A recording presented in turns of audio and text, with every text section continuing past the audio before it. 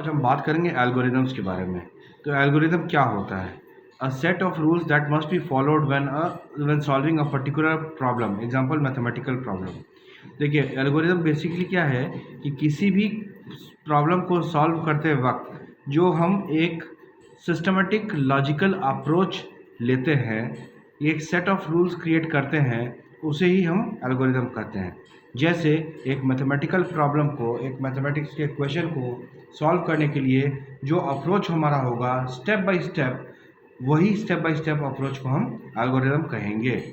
ठीक है। नेक्स्ट, इसका एग्जाम्पल क्या होता है? एल्गोरिदम का एग्जाम्पल है एक रेसिपी। जैसे मान लीजिए अगर हमने चाय बनाने के बारे में सोचा, तो उसमें क्या होगा, सबसे पहले हम सारे जो सामग्री है जैसे दूध, चीनी, चाय पत्ती, पानी, ये सभी को एक जगह ले लेंगे, एक कंटेनर ले लेंगे और एक चूल्हा ले लेंगे। तो ये सारे सामग्री हमारे पास उपस्थित हो जाते हैं।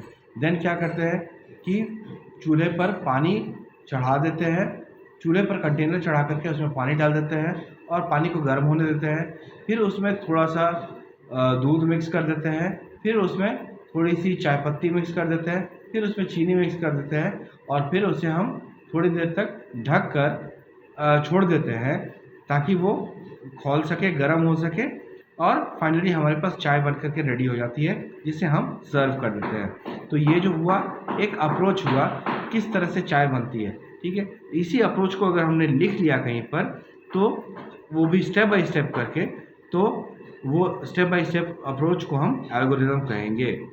ठीक है। नेक्स्ट, कैरेक्टरिस्टिक्स और प्रॉपर्टीज ऑफ एल्गोरिदम। एल्गोरिदम के प्रॉपर्टीज क्या क्या हो सकता है?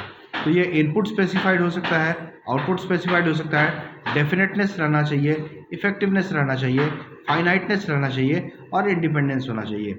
अब देखते हैं इनपुट स्पेसिफाइड। जैसे कि अगर हमने चाय बनाने की बात कही, तो इसमें इनपुट क्या क्या होगा वो बिल्कुल डिफाइंड होना चाहिए। जैसे इनपुट होगा दूध, चीनी, चाय पत्ती, पानी, ये सब इनपुट हुआ। आउटपुट क्या हो गया? आउटपुट ये हुआ कि हमारे सामने चाय बन गई, यही आउटपुट हुआ। देन डेफिनेटनेस, हाँ हमें क्या करना है वो एकदम डिफाइंड होना चाहिए। इफेक्टिवनेस, हमारे पास जो तरीका जो हमने अप्लाई किया है वो इफेक्टिव होना चाहिए। फाइनाइटनेस, जी हाँ, जो तरीका हमारा है वो बिल्कुल फाइनाइट होना चाहिए कि हाँ भाई हम ये काम करना चाह रहे हैं और इस काम को इसी तरह से किया जा सकता है। देन इंडिपेंडेंस होना चाहिए, एक दूसरे के ऊपर निर्भर नहीं होना चाहिए प्रोसेसेस को। ठीक है। तो ये हो गया कैरेक्टरिस्टिक्स और properties of algorithm. Now advantage of algorithm. Algorithm बनाने का एडवांटेज क्या होता है? It makes a given problem easy to understand as it represents the step wise approach to the solution of a problem. देखिए क्या होता है कि एल्गोरिदम बेसिकली क्या है, एक स्टेप वाइज अप्रोच है ना। एक प्रॉब्लम अगर हमें दिया गया तो उसका सोल्यूशन पाने के लिए हम क्या क्या स्टेप्स लेंगे, तो उन स्टेप्स को वन बाय वन लेंगे, तो वही स्टेप वाइज अप्रोच होता है। ठीक है। तो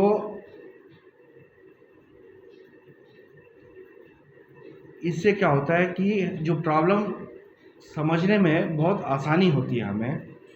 ठीक है। तो यही एडवांटेज ऑफ एल्गोरिदम है। नाउ अगला क्वेश्चन है कि हु राइट्स एल्गोरिदम। एल्गोरिदम किसके द्वारा लिखा जाता है? तो इसका आंसर है एल्गोरिदम इंजीनियर्स के द्वारा।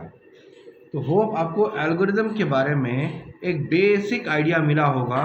तो ऐसे वीडियोस को देखने के लिए हमारे साथ बने रहें। तब तक के लिए धन्यवाद।